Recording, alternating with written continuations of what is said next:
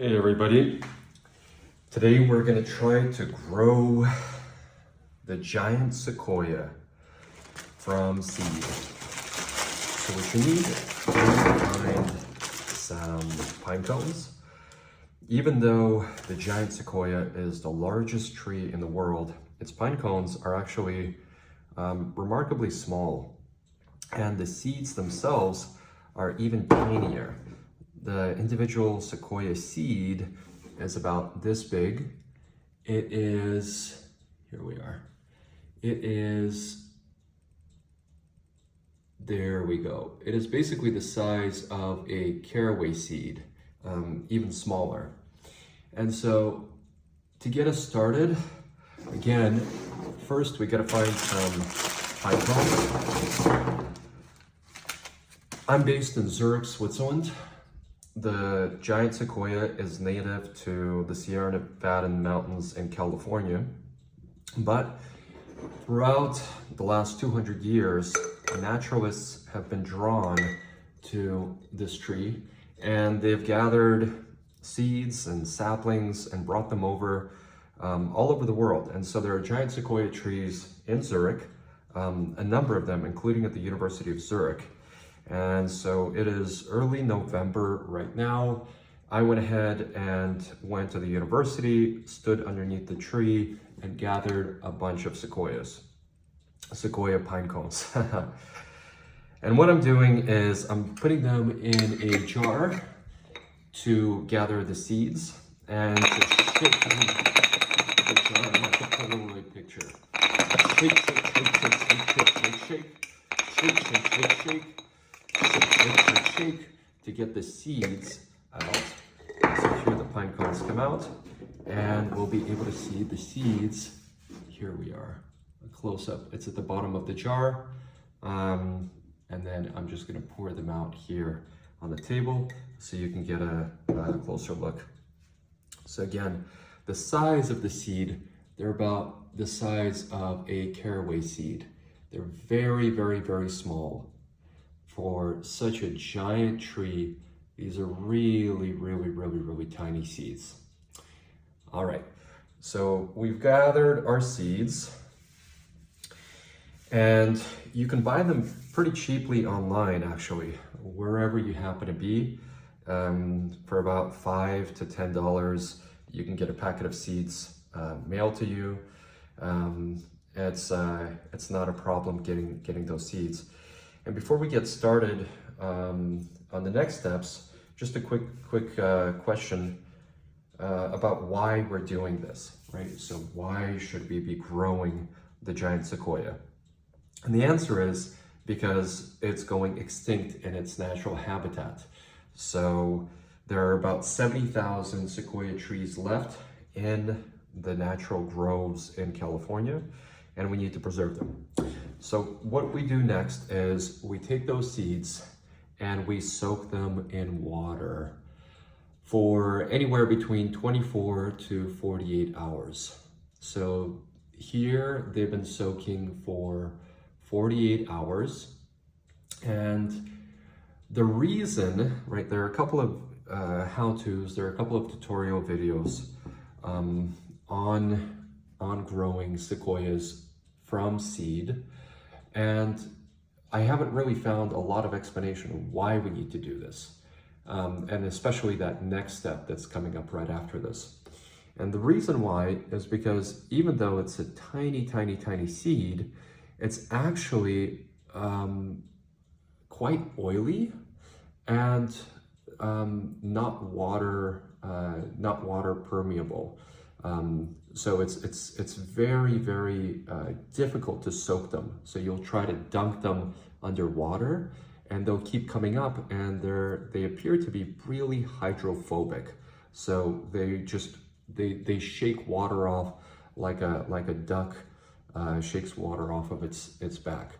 So each individual seed, I don't know if you can see it right here at the very, very top, it's even dry up top. And these are seeds that have been dunking, that have been in the water for more than 48 hours already. They still keep coming up. They'll point whichever way they're pointing, and they'll appear dry on the front. So they require a lot of water initially to break through and give them that signal that, hey, it's springtime, or it's time to germinate. And then we come to the next step, and that next step is quite fun. I'll go ahead and get a little bit of paper towels. And for this next step, what we do is take the seeds out, the seeds that have been soaking. We put them on a paper towel like this, randomly spaced, not immediately next to one another, a little bit of distance.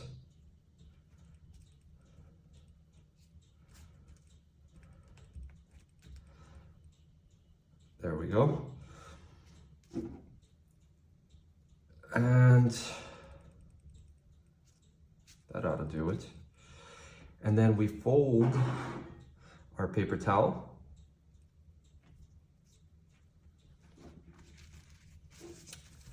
Fold it over one more time. And then sprinkle a little bit of water on it. So I'm just going to take some of the water actually from the seeds. Add a little bit more water right here. You just pour a little bit over it.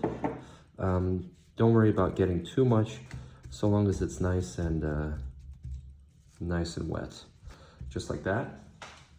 And then what we're going to do is we're going to get a Ziploc bag. Here I already have a couple made, and we are going to put that paper towel with the seeds into this baggie. And again, don't worry about it being too wet, because we're going to do one additional step that's going to mitigate all that moisture. And that additional step is we are going to poke some holes through our plastic bag, just a knife, so you see the hole, just to give it some airflow. We don't want a closed bag, because the seeds will just start to rot. We're just going to poke it randomly. There we go. This is going to give it some airflow. Just all over. Maybe a few more at the bottom. Maybe one at the top. And then we're going to put those wet paper towels, and you can see why, again, it didn't really matter how wet it was. What you don't want is you don't want a pool of water at the bottom. We're going to put it back in, and then those holes with the air are going to allow them to breathe, and the paper towel serves as a growing medium. And so each one of these seeds, in a couple of weeks to a couple of months, recommendations vary. Some people say you should do it for a couple of weeks. Some say you should do it for a couple of months.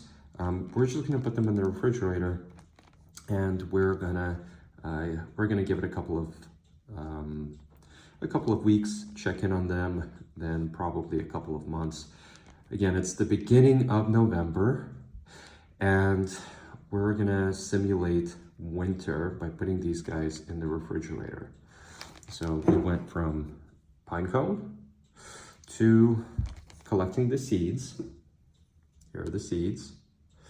To soaking them in water 48 hours, to putting them in this paper towel, making it wet, putting some holes in this plastic bag.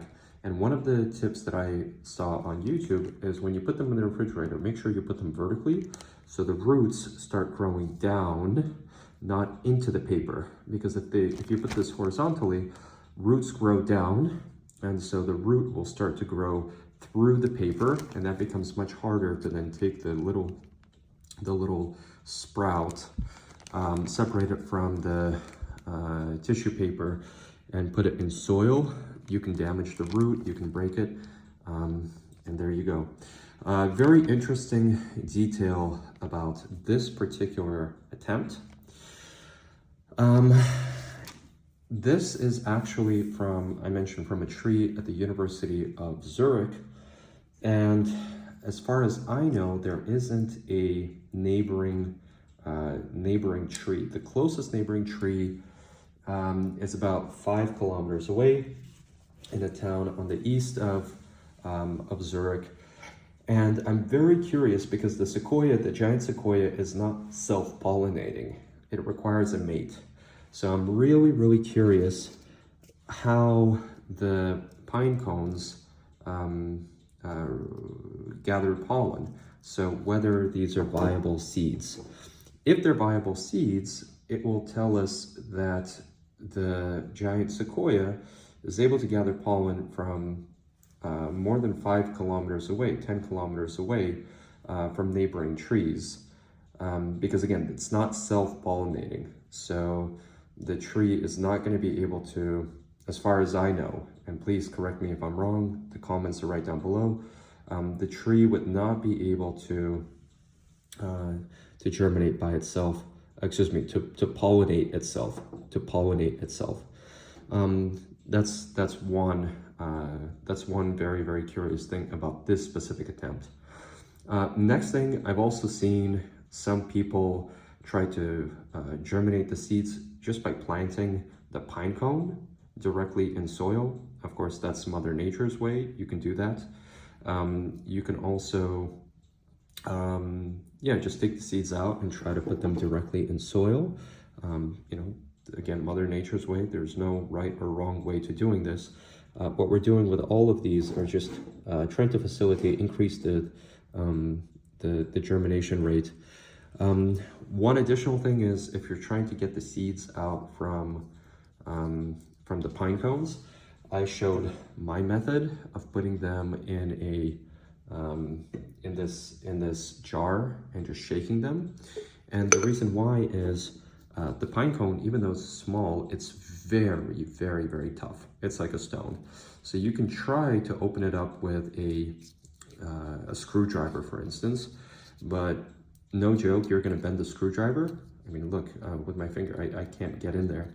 You're going to probably bend the screwdriver or mess up your hand.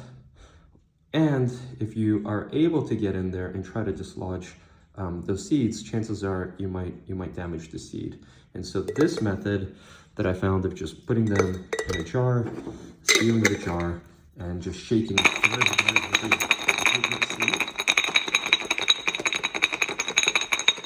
has worked for me. Here it is. You take the pine cones out, and here you go. You see even more seeds at the bottom. Take them out of my hand. Here we are. So you see even more seeds, these little beauties, these little sequoia beauties. And that's how you can gather seeds. Put them in a little plastic bag. As you're going around on a walk, you can just throw them into the forest like Johnny Appleseed, just for giant sequoias. Last but not least, I wanted to take a moment to introduce you to Clean App. This is the app that I built along with my collaborators. Clean App is a tool for reporting waste, hazards, even digital bugs. It's an app that opens the camera. You take a photo and you report anything from potholes, illegal dump sites that you come across on your hike, and any glitch or any bug that you can come across on a computer screen. Just one click, that's it. Our AI analyzes what is in that photo, figures out who is the responsible party, and automatically sends it to them via email, via socials, via every mechanism available, making the world a cleaner, safer place, one report at a time. So please check out Clean App. The link is in the description. Would love to have your support. It's 100% open source, and we have more than 1 million installs. This is November 2025, and more than 65,000 active monthly users all over the world.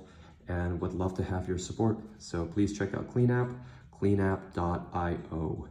Thank you very much. In the next video, we'll keep you posted on the progress. Checking in about 2 weeks. Cheers.